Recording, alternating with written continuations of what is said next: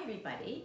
Today is kind of an exciting day because we're going to be using the worm castings from our vermicomposter to make some seed balls. So let's take a look, open it up. I haven't fed it since last week, since our last video, but I'm going to take just some of the worm castings. I don't want any worms in there. So I'm going to really carefully scoop, making sure there are, wow, I can see worm eggs in here as well. I'm going to try, you can probably see worms. See these little seed-like things? Remember Kathy showed us? Here, let's take a look. Here they are. Here is a worm egg. There. So the good news is that I'm going into the school tomorrow to collect 2 more trays because there's undoubtedly a population explosion going on in here. Just by, just looking at the surface of this composter, I can see a ton of eggs. There are more. There's our little wriggler. So we're gonna be dealing with the population explosion tomorrow, but today I'm just scooping up this nice, beautiful, rich. Baby worm? It's a worm. No, underneath it. Oh my goodness. Gigi seems to be recording what looks like a birth or something. No, it couldn't be. What's going on here, everybody? There's a very small worm attached to a larger worm. Now the worms come out of an egg. I just showed you the egg. I think it's a baby on another worm. It could be? Okay, this is a very interesting thing that we're witnessing. That is an inquiry for a later date. We're gonna ask what this possibly could be. Why is a tiny worm attached to a larger wriggler? I hope you can all see that.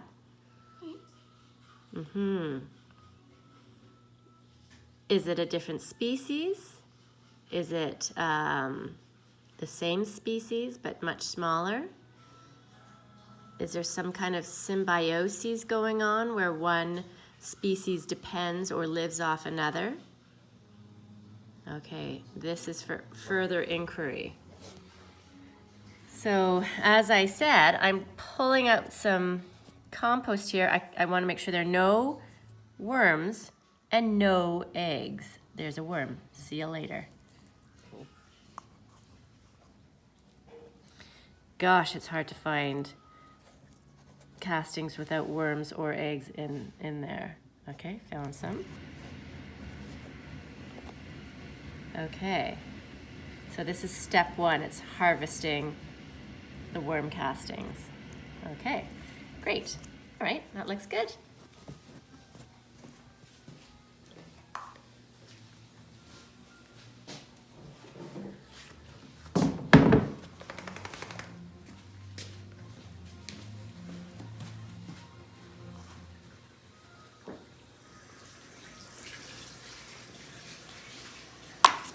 So as I said, we're going to be making today some of these seed bombs. These bombs are really great because encased in clay are tiny perennial, that means they bloom every year, wildflower seeds. So the clay is used to protect the seeds from animals coming and eating the seeds. You probably have seen yourself that birds will come and peck at the soil to get seeds out. So it's a real problem. Farmers, whenever they plant their seeds, or even gardeners, are really concerned about the birds coming along, and the moment they're planted, they're pecked up, they're eaten. So the clay is used to protect the seed, and the other ingredient that's really important is compost. And as I told you, we collected this worm castings, and we're going to be using that as well. Now, the third ingredient, we've got our wildflower seeds, we've got the compost, but the third ingredient is this, it's the clay. So we are using this, it's diatomaceous earth, but it is actually really fine silt-like clay. So you can remember when we were looking at clay, it sticks together. It's our sort of holding compound. It's the material that's going to stick everything together. And we mix this with water. So I'm going to show you what it looks like. It's a powder. We add water to it. The more powder you add, the thicker and stickier it becomes. So it's got all of those qualities and properties of the clay that we investigated in class. Now, you can use clay that's already been mixed. You can buy this clay yourself, pre-made, pre-mixed, but it has to be potter's clay. It can't be craft clay, the kind of stuff that you buy at Staples or something that air dries. It has to be kiln dry clay. So we're mixing it up here. I kind of feel like we need a little bit more powder because it has to stick together. The ratio that we're going to use is 5 parts clay to 2 parts worm castings. So let's use some math here. Let's think about some friendly numbers. 2 parts to 5 parts sounds kind of like a difficult ratio to visualize, but what about 2 parts to 4 parts? That is half and half. So 2 parts to 5 parts would be a little less than half and half. So 2 parts worm castings to 5 parts clay, a little less than half and half. Okay, so let's take a look at this. Okay, and what do you think, everyone? Do you think that is 2 to 5? What do you think, Gigi? No. Gigi says no way. Okay, what do I have to do here? What would you say, Gigi? What do I have to do to the worm castings? I think you need to take a little bit out of the worm castings and make sure you have a smaller amount. Okay, so this amount is unchanging now. What do you think of that? Maybe a little less? I agree with Gigi, a little less. We can save these worm castings for something else. We can put them in the garden maybe. Okay, so what do you think of that? That's half of our container to this. What do you think? I think it's almost good. I would say it's almost good yeah. too. All right, so what we're gonna do is we're gonna take our bird seeds, and by the way, I got these from our local, sort of like a local grocery store. They were giving them away. So I know that these seeds are not only perennial, but I know that they're local. So you wanna make sure that your seeds are local to the area. I am gonna mix them right into the worm castings. Okay. Kind of neat. You see all these different varieties. Another thing that you can do is you can find seeds. You can get seeds yourself. You can collect them from your own plants and flowers in your garden. But we didn't do that. You can do that in the fall. You can do that as you notice your favorite flowers blooming.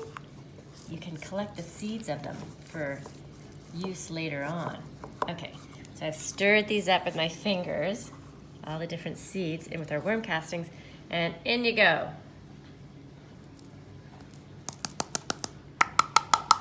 Nice.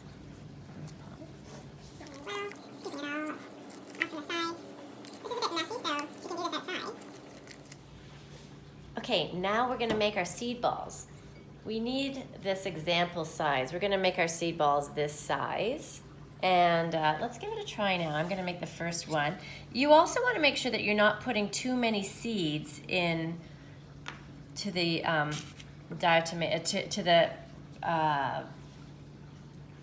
the compost. You want more compost than seeds. This is super goopy. I'm wondering, Gigi, if we should add more clay because it's a bit wet. So. Okay, Gigi says yes.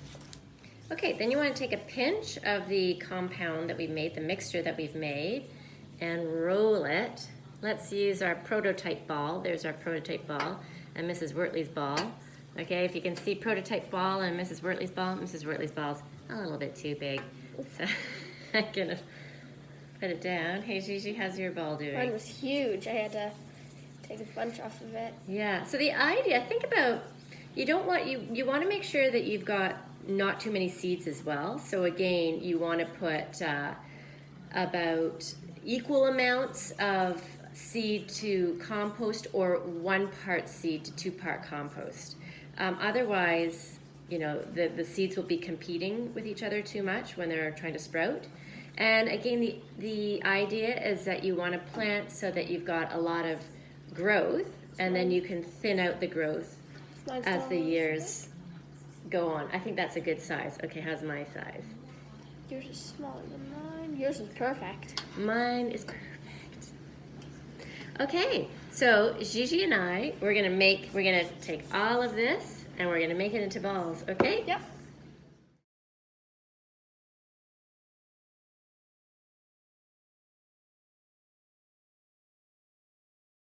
Keep the balls as uniform as possible in size, and I thought it was really interesting when we were mixing them because it's obvious from working with these seeds, once we kind of rehydrated them, added them to a compound that had some water in them, you know, a lot of the organic compound, a lot of the organic matter started to sort of get larger. So there are little bits of leaves in here and sticks and all sorts of things. And like I said, that came from the seed packet. Also, hey Gigi, look at this. There's this tiny, tiny little worm that obviously I picked up when I was collecting the worm castings. I was trying to be so careful and so vigilant about not including any of these. Oh, don't touch it, Gigi. It looks like it's pretty new to the world. So actually, I might and for a couple of hours and harden to they're this hard. And then we're gonna take a look in the garden and see where is a good place to put these. All right?